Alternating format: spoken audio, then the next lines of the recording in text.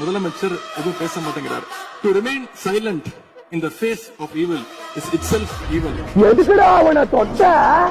அவன் சுடு தண்ணியிலே கைய விடுவான், உன்னை சும்மாவா விடுவான்? மாண்புமிகு எதிர்கட்சி தலைவர் பேசும்போது நிறைய பேசினாங்க. அதுல ஒண்ணு மட்டும் நம்மள இன்டைரக்டா ஈவில் அப்படின்ற அந்த வார்த்தையை யூஸ் பண்ணாங்க. ஈவில்ஸ்னு டெவில்ஸ் பேசக்கூடாது.